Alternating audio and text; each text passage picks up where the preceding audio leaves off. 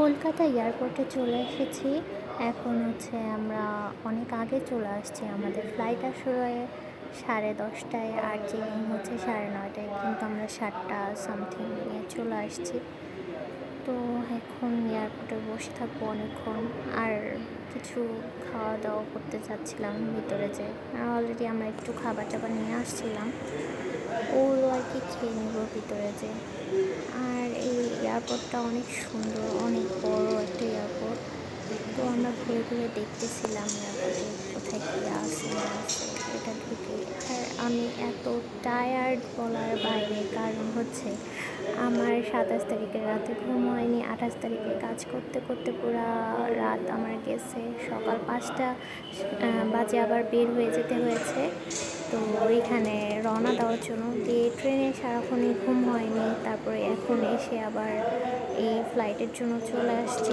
তো একদম নির্ঘুম একটা ইন্ডিয়ার জার্নি। তো ফাইনালি আমি ফ্রেশ হয়ে গেছি, আর এখানে বোতল পানি করে নিয়ে আসছি।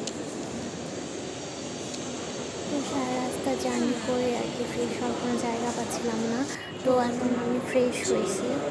ভালো লাগছে, ক্ষুধা লাগেনি আসলে, কিন্তু কিছু খেতে হবে। এটা হচ্ছে মোদি আঙ্কেল। এখান থেকে এখন আমার টাকা তুলে ফেলবো। টাকা দিয়ে দিল, গান্ধীজির টাকা। অনেক ক্ষুধা লাগছিল, একটা চিপস খেয়ে নিয়েছি, 100 টাকা দাম এটা। তারপর হচ্ছে আমরা এখন চলে যাচ্ছি বলতে এখনও সময় হয়নি, না সময় হয়ে গেছে। এখন আমরা যাচ্ছি প্লেনের দিকে, আর হচ্ছে আমরা ইন্ডিগোর টিকিট কাটছিলাম। এখন ইন্ডিগোর ফ্লাইট আর কি আমরা চেকিং করব, তো এখন আমরা চলে যাচ্ছি এই জায়গায়। ওরা আমাদের টিকিটটা দিয়ে দিল আর লাগেজগুলো রেখে দিল। লাগেজ একবারে আমাদের কোয়েম্বাটোরে যেয়ে তারপর দিবে। তো আমাদের ট্রানজিট হবে, তো আমরা দিল্লিতে একটা ট্রানজিট পাবো, তারপরে হচ্ছে কোয়েম্বাটোরে যাব। তো একবারে আমাদের কোয়েম্বাটোরে হচ্ছে লাগেজগুলো দিয়ে দিবে। তো এখন আমরা চলে যাচ্ছি প্লেনের দিকে। এইটা হচ্ছে অনেকটা পথ আসলে আমাদের কষ্ট হয়নি, কষ্ট হয়েছে আমার শ্বশুর আব্বুর। অনেকটা হাঁটা হয়েছে, আর ওই সময় আমরা অতটা বুঝতে পারিনি যে হুইল চেয়ার ওরা সার্ভিস দেয়। তো পরে যে দেখলাম না অনেক কষ্ট হয়ে যাচ্ছে, পরে হচ্ছে আমরা হুইল চেয়ার ব্যবস্থা পরের দিল্লির যে এয়ারপোর্টে যে ওখানে আবার ব্যবস্থা আমরা করব। তো ফাইনালি আমরা প্লেনে উঠে গেছি, আর এটা কিন্তু আমার একদমই ফার্স্ট টাইম প্লেনে ওঠা। আমার খুব নার্ভাস লাগতেছিল আর ভয় লাগতেছিল কীরকম হবে। আমার হাইট ফোবিয়া আছে, এই জন্য আমার বেশি ভয় লাগতেছিল যে কি মানে ফার্স্ট টাইম প্লেনে উঠতে যাচ্ছি, জানি না কেমন লাগতেছে। নার্ভাস দেখো একটা ম্যাগাজিন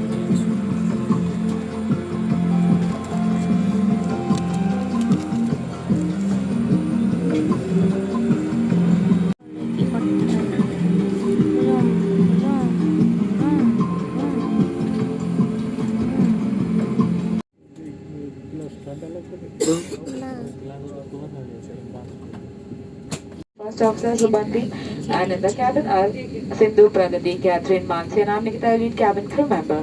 Cabin को space भले ही आप अनुभवी यात्री हैं, एक सुरक्षा निर्देश पत्र आपकी सामने वाली कुर्सी की पॉकेट में उपलब्ध है। कुर्सी की पेटी इस तरह बांधी जाती है, कसने के लिए इस तरह ছেড়ে দিয়েছে, আর আমার মনের ভিতরে ধুকধক ধুকধক ধুকধক করতেছে, অনেক বেশি ভয় পাচ্ছি। আর লাইটগুলো সব অফ করে দিচ্ছে প্লেনে।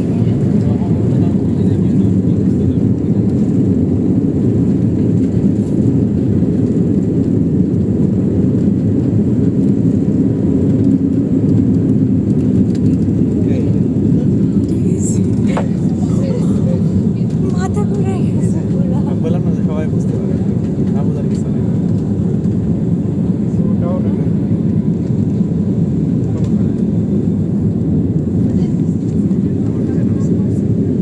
মাথা ঘুরাচ্ছে। এখন দেখো উপর থেকে শহরটা কত সুন্দর দেখা যাচ্ছে না?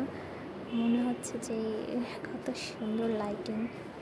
আর মোস্ট ইম্পর্টেন্ট কথা হচ্ছে ইন্ডিগো ফ্লাইটে কিন্তু কোনো খাবার প্রোভাইড করা হয় না।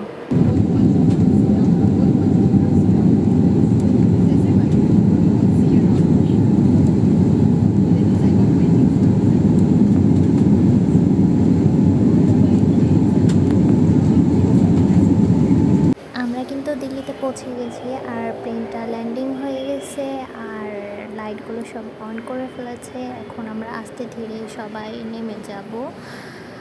আর এখানে একটা ছবি তুলে ফেললাম আমরা তিনজনে, আমার শ্বশুর আব্বু আমার হাজব্যান্ড আর তিনজন মিলে একটা ছবি তুলে ফেললাম। তারপর আমরা এটাতে করে আর কি নামবো। আর এখন আমরা একটা বাসে উঠে গেছি। হ্যাঁ, এয়ারপোর্টে এসেও বাসে ট্রাভেল করতেছি ঝুলে ঝুলে হি। তারপর হচ্ছে বাসটা ছেড়ে দিল। আসলে অনেক বড় এরিয়া তো হেঁটে কাভার করা আসলে পসিবল না, এই কারণে বাসটা ব্যবহার করে তারপরে যে আমরা অলরেডি এয়ারপোর্টে চলে আসছি। এটা হচ্ছে দিল্লিতে। এখন এখানে আমাদের অনেকক্ষণ ওয়েট করতে হবে। আমরা 1:10 এখানে পৌঁছাইছি। আর হচ্ছে এখান থেকে 5:30টায় হচ্ছে আরেকটা ট্রানজিট দিয়ে আমরা কোয়েম্বাটোর পৌঁছাবো। আর আমি চোখগুলো দেখাচ্ছি কারণ আমার ঘুম হয়নি, পুরো নির্ঘুম। শেষ।